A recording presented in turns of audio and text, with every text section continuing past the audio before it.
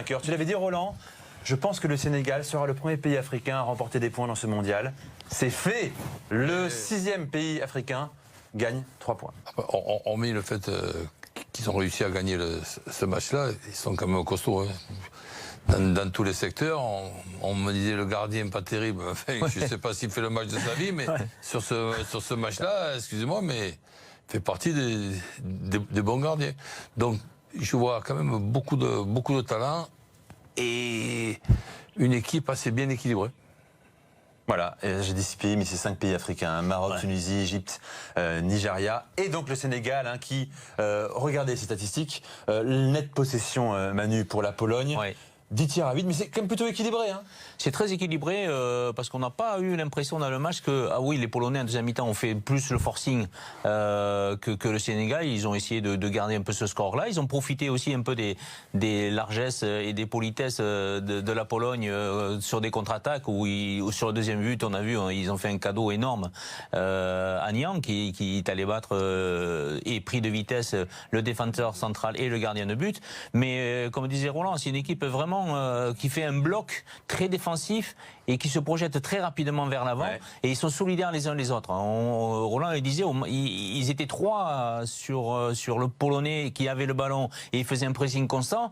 Et ça fait du bien parce que ça sent qu'il y a une envie, une volonté de réussir.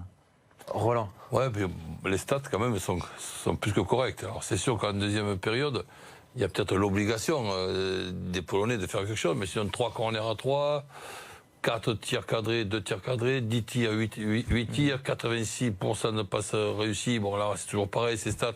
On ne sait pas dans quel secteur le sont, ces passes-là. Mais en fait, ce sont des stats plus que corrects. Roland, tu les connais, Manu aussi. C'est le staff du Sénégal aujourd'hui, 16 ans plus tard, emmené par Aliou Cissé également. Il y a Omar Daf, il y a également Lamine Diatta et Tony Silva, coach des gardiens. Ces hommes-là, auteurs d'un immense exploit, le plus grand jour du foot sénégalais en 2002, eh bien refont le coup ce soir, Abda. C'est extraordinaire pour Aliou Cissé, qui, comme je disais tout à l'heure, a une histoire particulière avec le Sénégal.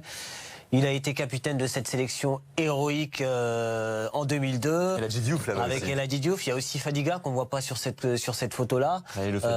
Aliou Cissé qui a raté son penalty lors de la finale de la CAN, une des finales importantes qu'on a perdues face au Cameroun. Et là, qui emmène la sélection une deuxième fois à la Coupe du Monde et qui gagne son premier match. La première nation africaine à gagner un match dans cette Coupe du Monde, donc c'est un jour exceptionnel. Le 17, c'est Coly, Ferdinand Coly. C'est bien ce qui me semblait. Et le numéro 19, Pape Bouba Diop. Et oui, on s'en souvient, Pape Bouba Diop qui a marqué le but de sa vie. Tu te rappelles, Manu, de ce match? Oui, je me rappelle, oui. Dur, hein?